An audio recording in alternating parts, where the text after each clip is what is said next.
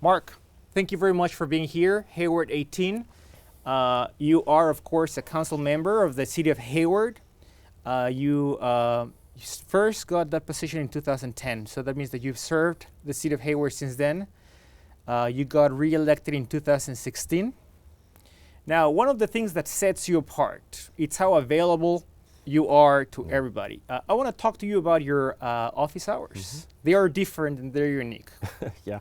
Well, when I was elected in 2010, one of the things that I really wanted to do was be known as one of the most accessible and the most sort of approachable council member on the dais, so to speak.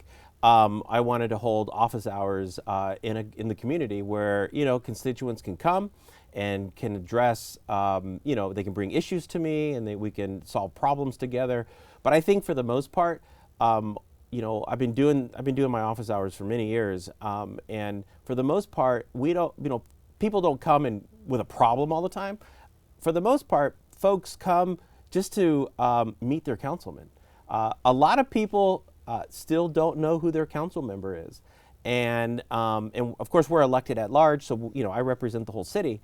But it really is empowering for parents to bring their kids in the morning and introduce them to their councilman, and so it's a lot of fun. Of course, I have my coffee shop, coffee clatchers. There's a group of us that every Thursday morning over at Snappy's Cafe in downtown Hayward.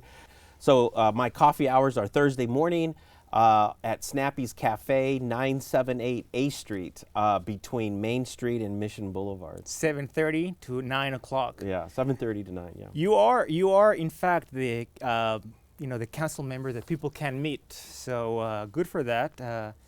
Now I want to talk to you a little bit about your education.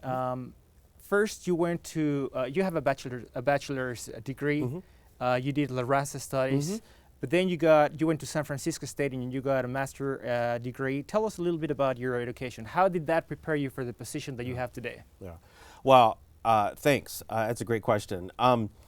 Well, first, I'm a Chabot College student. That's right. I always take great pride of being a product of Chabot College. In fact, the president of Chabot College, Dr. Susan Sperling, was my anthropology professor. Oh, wow. But yeah, I was a Puente student, and like all other Puente students, I transferred from Chabot, went to San Francisco State University. I earned a bachelor's degree in La Raza Studies in the only college of ethnic studies in the U.S.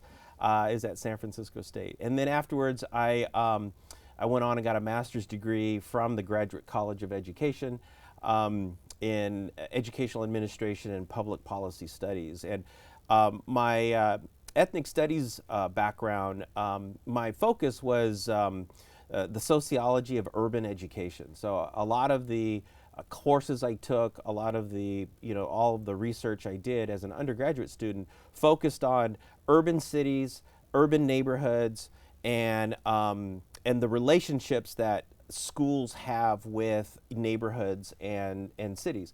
So when I went to graduate school, I really focused my research and my courses on this unique relationship between schools, cities, and neighborhoods or families. And I did that because of being born and raised in Hayward. Hayward is a city of schools. Unlike a lot of East Bay cities, Hayward is home to a school district. We're home to a Chabot College, a community college system and a community college district. And we're also home to California State University, East Bay. So we have a school district, a community college, and a university. 42% of our city, we're a city of 150,000 people. 42% of our city is a student from preschool to grad school. So on any given day in the city of Hayward, like today, right, 42% of our city is sitting in a classroom listening to instruction. And that's pretty impressive. That's a pretty impressive number. So, knowing that, when I finished graduate school, I wanted to come back to Hayward and teach. I wanted to go into policy because I felt that with so many wonderful assets in our city, including schools, is that we could really build a great, thriving city that could truly support families and children. So that was one influence.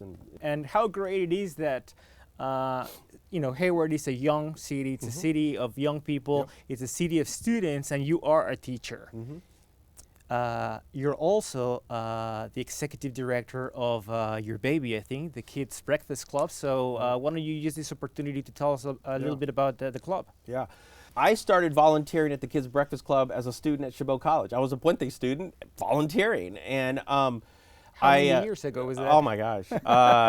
See, I graduated from high school in 1988. So I was here from 88 till about 92 here at Chabot. And so I started volunteering, and it was one of the interesting things that I noticed about one of the things that kept me coming back to the Kids Breakfast Club was, in school we learned about poverty, and we learned about sort of the health risk factors around poverty, but I never really worked firsthand in situations or in programs where we served kids and families in very meaningful ways that was meeting this need in the city. I also observed that the need for nutrition in the city was greater than what people thought. Right. And you're absolutely right what you just said. Something like 40%, I think it's more like 45, 46% of the city is under the age of 20, right?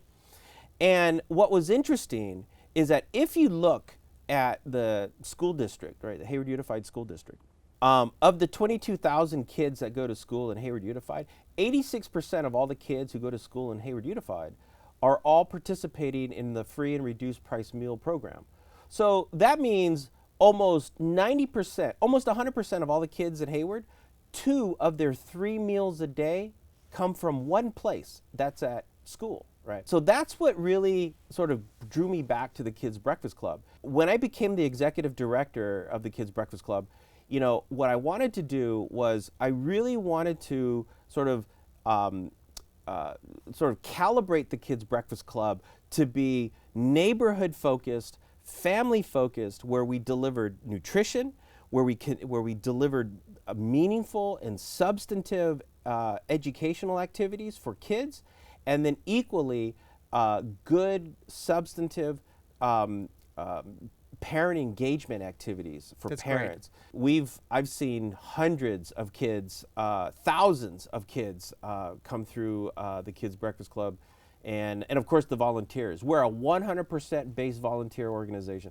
I'm a non-paid executive director. I do not get a paycheck, but it certainly is one of my greatest achievements in the city. I agree. Yeah. I think that it's worth mentioning that not only do you satisfy a need for the young people, but also you address the problem. You try to inform and educate the parents, because at the end of the day, what we want is people to go back home and be able to feed their family better. Yep. I would like to talk about technology maybe a little later, but right now I want to talk about what you have been able to accomplish in the Library Commission. I know that we're going to receive a new library, so I want to hear from you. Yeah.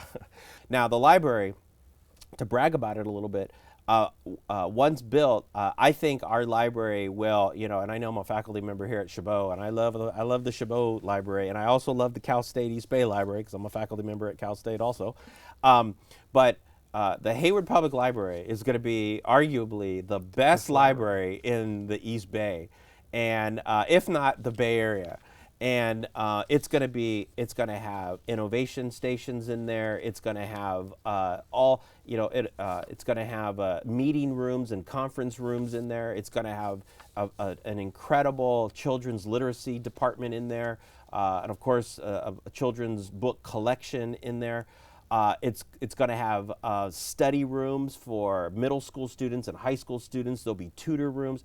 that library will match and outmatch a lot of university libraries in the state. And so there's going to be, you can't be an education city without a library that is that meets the needs of students from preschool to graduate school. And a whole community. Exactly. So I think that this is a good moment to mention that you are running for mayor, Yep. 2018. Since I mentioned technology, maybe you can help me with this. What does the city of Hayward need? Yep. And what would qualify you to be the next mayor? I know of the needs, and you're saying something very important. The city of Hayward deserves top of the line library, and I agree. And we are located in a privileged position. We are the heart of the Bay, one of the most beautiful places in the world. But we still have a lot of shortcomings in the next years and in the next generations. Yep. Where does Hayward needs to go, and how can you point us in the right direction? Yeah. The big concern I have is that we need to plan for the future. And, let's take technology, just since you mentioned it. The city of Hayward sits less than about 20 minutes away from Silicon Valley. Right. And one of the challenges we have, one of the problems we have in our city is that we're not necessarily a wired city, right? As a member of the technology committee, one of the initiatives we're working on right now, it's taken time. I mean, we've been working on this thing for probably 5 years, maybe more, but we've been working on this for a long time. And that is, we're going to lay fiber optic throughout the city. When you have incredibly high-speed internet access and high-speed internet capacity, it will literally blow the doors open on economic development. We can bring in industry that require high-speed internet to not only receive documents, to send documents, to collect data, save data. And so, being so close to Silicon Valley, there's absolutely no reason why we can't be a hub, or we can't be a Silicon Valley satellite place where we can, collect data, store data, and be the innovators of data and of other technologies to support that into the future. And so I think, but to do that, we have to plan. Right? We need to build infrastructure throughout the city that will be able to hold fiber optics. One of the things we're going to be doing right now is we're going to in the coming future, we're going to be digging up parts of the city, and we're going to be laying down conduit so we can lay fiber. The second thing is that one of the things I want to see is, being that we are so close to Silicon Valley, and being that we are quickly, I mean, and I always say in full velocity, we're sort of, moving into the 21st century, is that, I don't think it's impossible to have free Wi-Fi citywide, right? I don't think it's too much to ask that neighborhoods have free Wi-Fi, right? And if we can build the infrastructure, and so that, someone who's at home, whether you live in an apartment or whether you live in a house, whether you're a homeowner or a renter, that you have high quality and fast internet service. You have a lot of immigrant families that communicate primarily through their phones. My wife and I don't have a phone in the house. We only have cell phones. And what's interesting is that a lot of immigrant families, they're pretty much well advanced using technology, because that's how they communicate with families back at home. They use apps like WeChat, right? They use apps like Snapchat. They use apps, live feed video time on Facebook and Twitter, right? If they are, using technology in very innovative ways, right? And if they're taking advantage of the tools they have, then I think it's not too much to ask the city and to move the city in a direction where we empower neighborhoods with the infrastructure for technology so families can not only innovate in their own lives, whether it's being entrepreneurs and creating business and so forth to help and support their families, but also to enhance and augment their kids' schooling, but also to use it in ways to keep connected to families all over the world.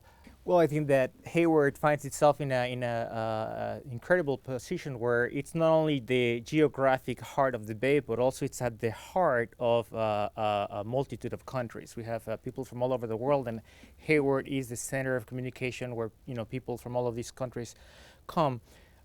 Making Hayward, bringing the city into the 21st century with free access to the communications is great. Making sure that the city has the technological advancements to make this possible sounds also very good. But how are you going to attract businesses, and how are you going to create jobs so that we can see the benefits in here? Yeah. Well, I'll tell you, Okay. like just basic, stuff that we take for granted at home, businesses in downtown Hayward couldn't get internet at that level so that they can download these huge files to make signs and to create, graphics and so graphic design. I mean, I'm not a graphic designer, but I have seen the products of graphic designs. I mean, these guys make, these huge signs that require huge files, and they need to send files, they need to receive files, and so forth. So what we need to do, like in downtown Hayward, for example, is that we really need to rethink how downtown Hayward, the infrastructure, not just what we see, but what we don't see underground. We need to make sure that the downtown Hayward infrastructure underground has what it needs to bring tech companies, to bring knowledge-based companies like graphic design and other creative industries into our downtown. I think being so close to Oakland, San Jose, and and Silicon Valley and San Francisco is that I don't think it's too much to ask that we have an infrastructure in downtown where those companies will say, we're going to go to Hayward because Hayward has those things that we need, right? And now, once we have that infrastructure, of course, the next thing we need is good quality A1 office space, right? Where where it's attractive to come and people want to come and open up their business in Hayward. For what you're describing, it sounds like maybe we are close to the emergence of a financial district in Hayward, and that would be a dream come true in reality. I mean, why not? Every single city, important city in the Bay Area has one where businesses know that they can have reliable services. So why can't we? You have a website, and obviously you're very active in social networks and in the digital world. And I wanted to ask you something. You have a special connection with the young people. You're a mentor, you're a teacher, you're always doing things, you're feeding kids, you're doing voluntary things. What do you see in the young people of Hayward? Yeah. We have to. The future of our city is tightly coupled with the investment in our young people, right? I mean, the reason why I work and I invest so much in the Kids Breakfast Club, right, is because for me, if we fail our kids today, if our kids go to school sick and or hungry, there ain't no learning gonna happen, right? And so I wanna make sure that when kids go to school, that they're healthy and they're fed so that they can go to school and they can learn and they can achieve. All the data shows that there's a direct correlation between nutrition and academic success, right? So that's why I invest my time in the Kids Breakfast Club. Now, my time working with high school students and college students out in the community, it is important to me as an educator and as an elected to make sure and to teach future professionals, right, that when they finish high school and when they finish college, that they finish their degrees with an orientation of service above self, right? It's a mantra that Mahatma Gandhi has had. It is a mantra that Cesar Chavez, Cesar Chavez's, his principal philosophical tenet was leadership through service, right? And so my work with students is to do what every good social conscious leader has had before me, and that is, it is incumbent upon us to make sure the younger generation, the future, is healthy, is educated, and has the opportunities to achieve all of their goals, right? And I think, for me, that's why I became an educator. And I'll tell you, it is quite an honor. It is quite an honor to stand in front of college and university students every day and teach sociology and teach history and teach history. It's an honor to do these jobs, because for me, I think as a community, it is a moral obligation. It is our responsibility to make sure that our kids are prepared and equipped to take over after me. One of the greatest things about being a professor is that every night when I walk into a lecture hall, I literally come in and I touch the future. That's right. Right? So my work, in the community, my work working with families and my work working with students, that's where it comes from. And I'm not going to be on the city council forever, but when I do leave, I want to make sure who follows me is doing it for the right reasons, right? They're doing it for the good, for moral reasons and for just reasons. To finish, I'm gonna throw you two questions in one. Mm-hmm. Now, as a candidate, tell us what you will be doing for Hayward. Tell us what you are in a unique position to make Hayward better, to take us into the future. And then please talk to the young people out there. Talk to the families. How can we help? How can we get involved? How can we become civically engaged in the future of our city? I want to make Hayward the safest city in the East Bay. I think we deserve, like any city, I think we deserve to be the safest and the most healthiest city in the Bay Area, right? I want to make sure that I want to remove any and all barriers from families from moving out, right? And I want to make the city the most attractive place for families to move in. That's very important. Right? And, families choose a city for a lot of different reasons. The number one reason being the quality of schools. But the second, probably the most significant reason why families choose a city is because it's safe. And a family can thrive. And a job. And so the second, I think I want to make sure that Hayward is the first choice for industry and business to come to, right? And I think it's not too much to ask that when companies come to Hayward, that they make hiring Hayward first, right? I want to make sure that when our students from high school and our students from Chabot and our students from Cal State, I want to make sure that when they graduate, that they can walk straight from a education path to a career path. That they don't have to leave. That they don't have to leave Hayward. That's the right moment to. Right. And I think I don't think that's too much to ask. I don't think it's too much to ask from a mayor to make that argument, to make that case, right? To make that argument, make that case to business and the industry, right? And and third, you bring up technology, is that we're only our speed into the future is moving so fast, and technology and innovation is changing every day.